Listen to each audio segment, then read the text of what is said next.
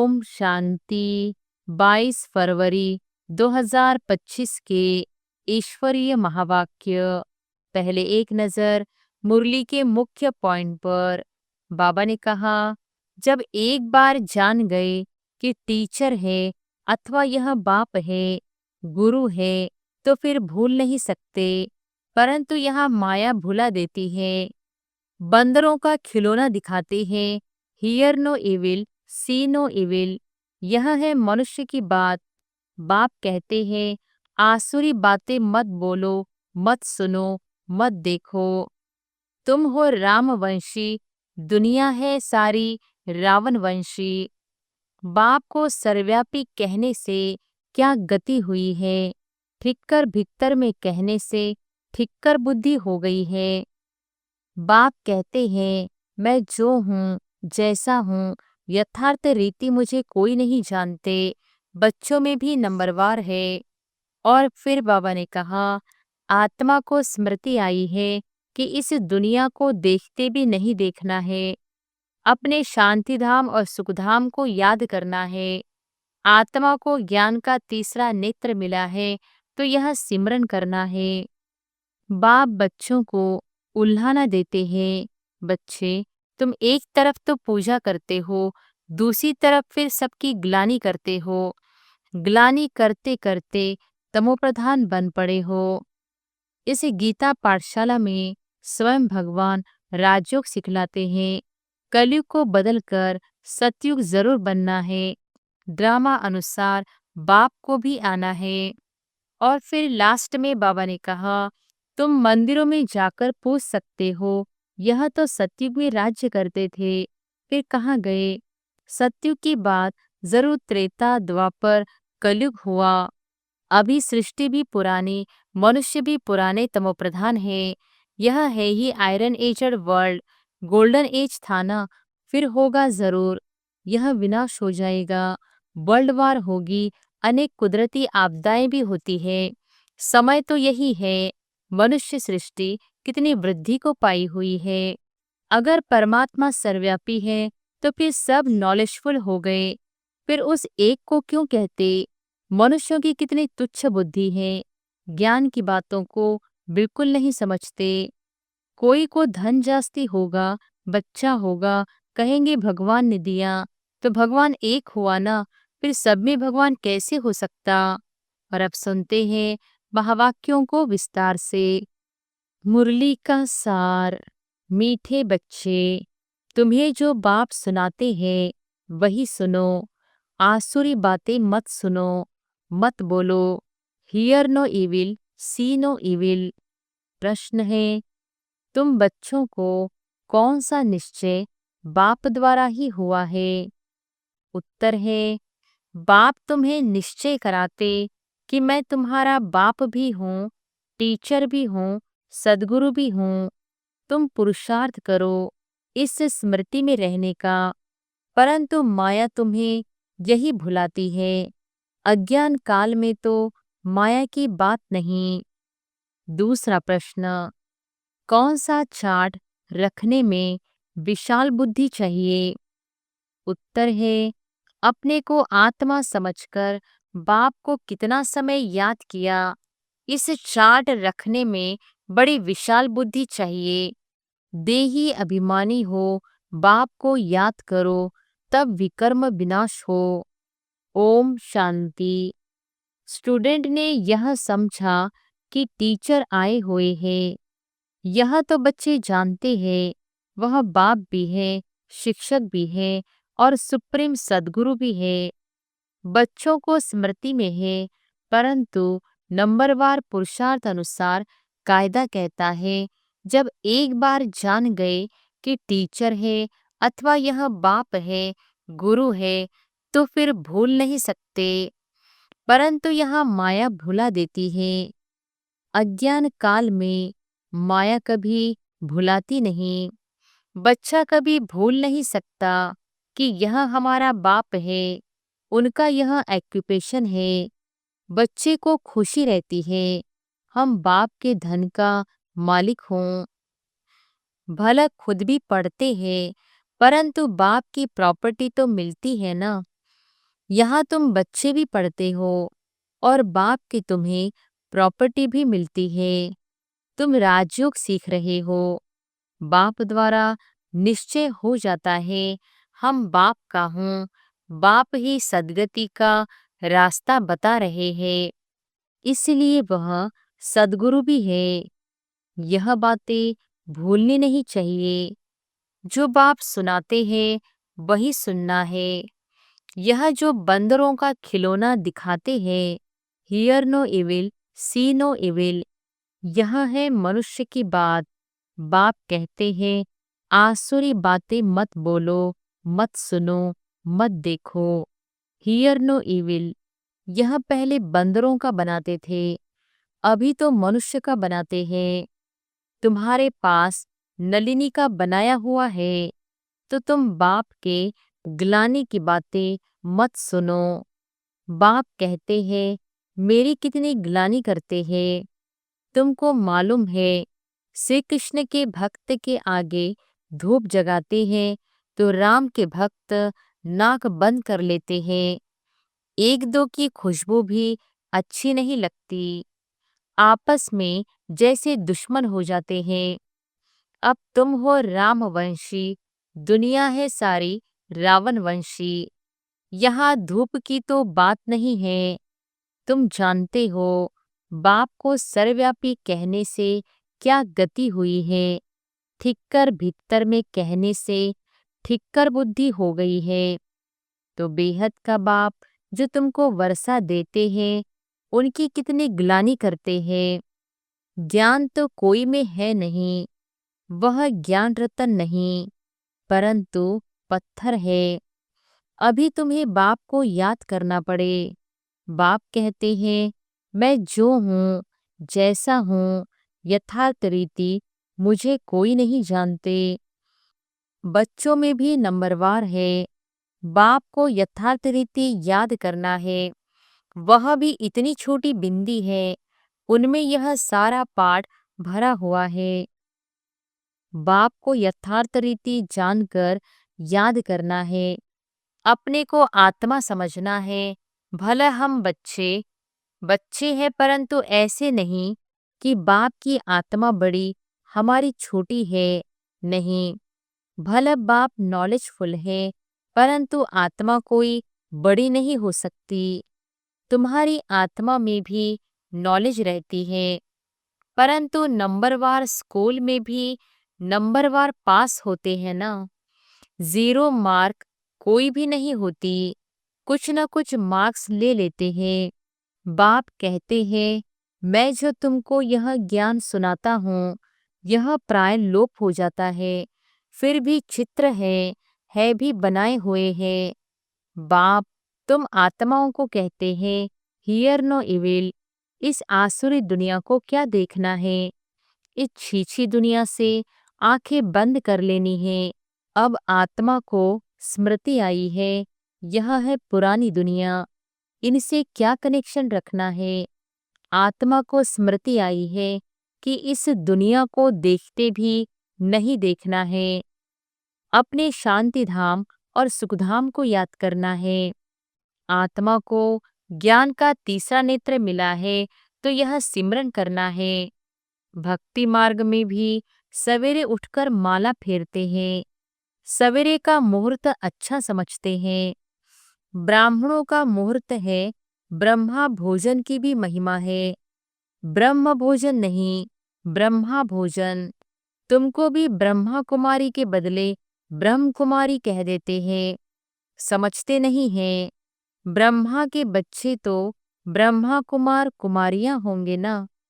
ब्रह्म तो तत्व है, रहने का ठिकाना है, उनकी क्या महिमा होगी। बाप बच्चों को उल्हाना देते हैं।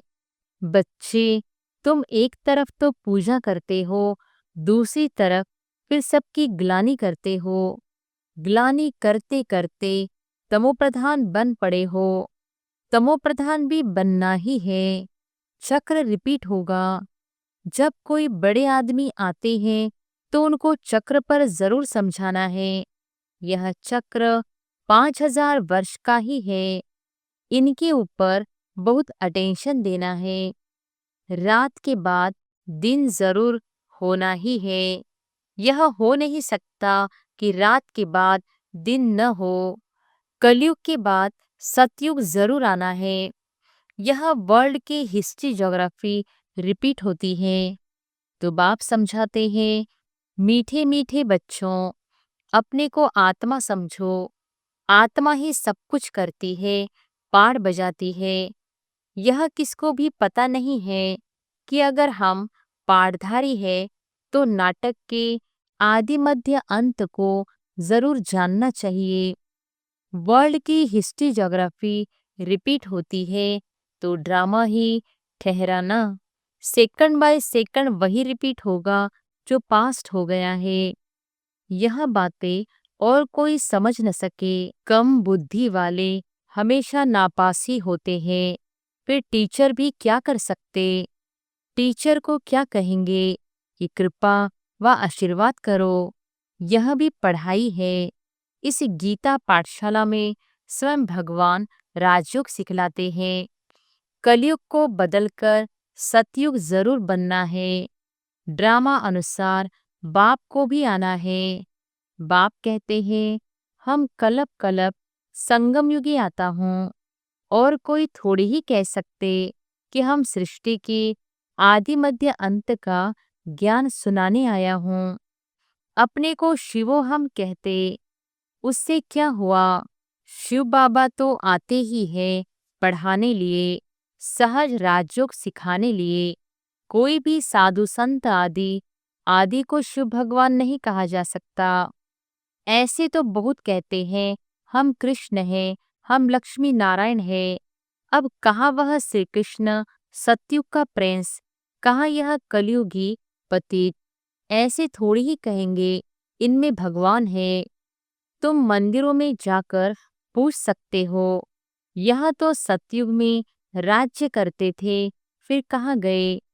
सतयुग के बाद जरूर त्रेता, द्वापर, कलयुग हुआ। सतयुग में सूर्यवंशी राज्य था, त्रेता में चंद्रवंशी। यह सब नॉलेज तुम बच्चों की बुद्धि में है। इतने ब्रह्मा कुमार कुमारियां हैं, जरूर प्रजापिता भी होगा। फिर ब्रह्मा द्वारा मनुष्य सृष्टि रचते हैं। क्रिएटर ब्रह्मा को नहीं कहा जाता, वह फिर गॉडफादर है। कैसे रचते हैं वह तो बाप सम्मुख ही बैठ समझाते हैं। यह शास्त्र तो बाद में बने हैं। जैसे क्राइस्ट ने समझाया, उनका बाइबल बन गया। बाद में बैठ गायन करते हैं। सर्व का सद्गति दाता, सर्व का लिबरेटर, पतित पावन एक बाप गाया हुआ है। उनको याद करते हैं कि हे गॉड फादर, रहम करो। फादर एक होता है, यह है सारे वर्ल्ड का फादर। मनुष्यों को पता नहीं है कि सर्व दुखों से लिबरेट करने वाला कौन है। अभी सृष्टि भी पुरानी, मनुष्य भी पुराने तमोप्रधान है। यह है ही iron aged world. Golden age था ना, फिर होगा जरूर। यह विनाश हो जाएगा, वर्ल्ड वार होगी, अनेक कुदरती आपदाएं भी होती है। समय तो यही है, परंतु सृष्टि कितनी वृद्धि को पाई हुई है। तुम तो कहते रहते हो भगवान आया हुआ है। तुम बच्चे सभी को चैलेंज देते हो कि ब्रह्मा द्वारा एक आदि सनातन देवी देवता धर्म की स्थापना हो रही है। ड्रामा अनुसार सब सुनते रहते हैं, दैवी गुण भी धारण करते हैं। तुम जानते हो हमारे में कोई गुण नहीं था। नंबर वन अवगुण है काम विकार का, जो कितना हैरान करता है। माया की कुश्ती चलती है, न चाहते भी माया का तूफान गिरा देता है। आयरन एज तो है ना, काला मुंह कर देते हैं। सांवरा मुंह नहीं कहेंगे। श्री कृष्ण के लिए दिखाते हैं, सर्प ने डसा तो सांवरा हो गया।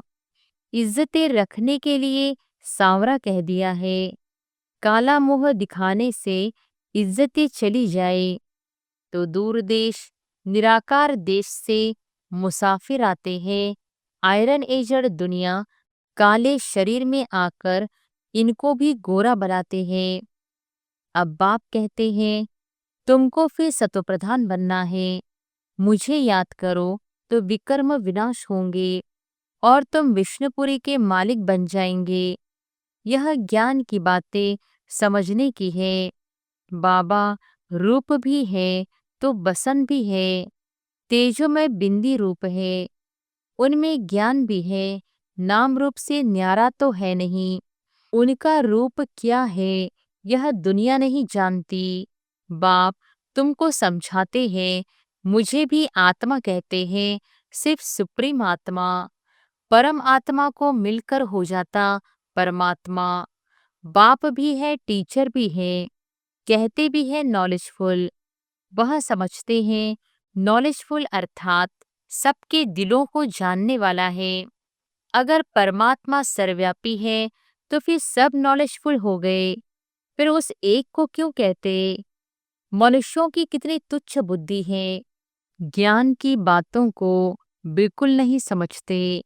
बाप ज्ञान और भक्ति का कॉन्ट्रास्ट बेड बताते हैं। पहले है ज्ञान दिन, सतयुग त्रेता, फिर है द्वापर कलयुग रात। ज्ञान से सद्गति होती है। यह राजयोग का ज्ञान हठयोगी समझा न सके, न गृहस्थी समझा सकेंगे, क्योंकि अपवित्र है। अब राजयोग कौन सिखलावे? जो कहते हैं मामेकम याद करो तो विकर्म विनाश हो। निवृत्ति मार्ग का धर्म ही अलग है। वह प्रवृत्ति मार्ग का ज्ञान कैसे सुनाएंगे? यहाँ सब कहते हैं गॉड फादर इज ट्रुथ। बाप ही सच सुनाने वाला है। आत्मा को बाबा की स्मृति आई है, इसलिए हम बाप को याद करते हैं कि आकर सच्ची सच्ची कथा सुनाओ नर से नारायण बनने की। यह तुमको सत्यनारायण की कथा सुनाता हूं ना। आगे तुम झूठी कथाएं सुनते थे, अभी तुम सच्ची सुनते हो। झूठी कथाएं सुनते सुनते कोई नर से नारायण तो बन नहीं सकता।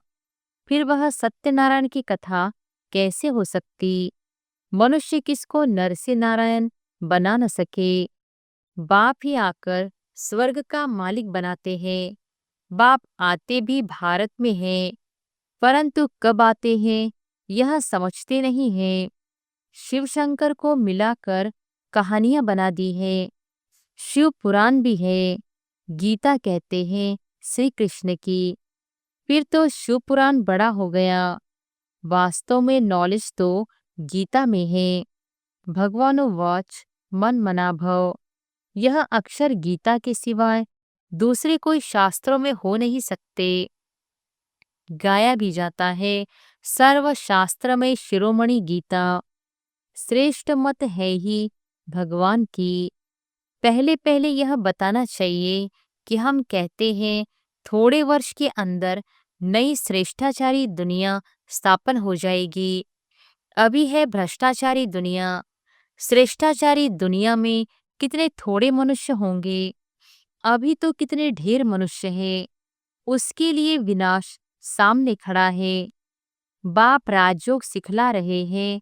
वर्षा बाप से मिलता है, मांगते भी बाप से है। कोई को धन जास्ती होगा, बच्चा होगा, कहेंगे भगवान ने दिया। तो भगवान एक हुआ ना। फिर सब में भगवान कैसे हो सकता? अब आत्माओं को बाप कहते हैं मुझे याद करो। आत्मा कहती है हमको परमात्मा ने ज्ञान दिया है, जो फिर हम भाइयों को दे देते हैं। अपने को आत्मा समझकर बाप को कितना समय याद किया। इस चार्ट रखने में बड़ी विशाल बुद्धि चाहिए।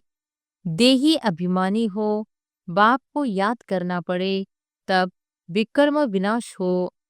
नॉलेज तो बड़ी सहज है, बाकी आत्मा समझ बाप को याद करते अपनी उन्नति करनी है। यह चार्ट कोई बिरले रखते हैं। देही अभिमानी हो, बाप की याद में रहने से कभी किसको दुख नहीं देंगे। बाप आते ही है सुख देने, तो बच्चों को भी सबको सुख देना है, कभी किसको दुख नहीं देना है।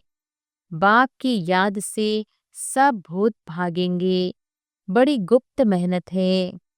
अच्छा, मीठे मीठे सिकिलधे बच्चों प्रति मात पिता बाप दादा का याद प्यार और गुड मॉर्निंग। रूहानी बाप की रूहानी बच्चों को नमस्ते। धारणा के लिए मुख्य सार। पहली पॉइंट, इस आसुरी छीछी दुनिया से अपनी आंखें बंद कर लेनी है। यह पुरानी दुनिया है, इससे कोई कनेक्शन नहीं रखना है, इसे देखते हुए भी नहीं देखना है। दूसरी पॉइंट, इस बेहद ड्रामा में हम पार्टधारी हैं। यह सेकंड बाय सेकंड रिपीट होता रहता है। जो पास्ट हुआ वह फिर रिपीट होगा।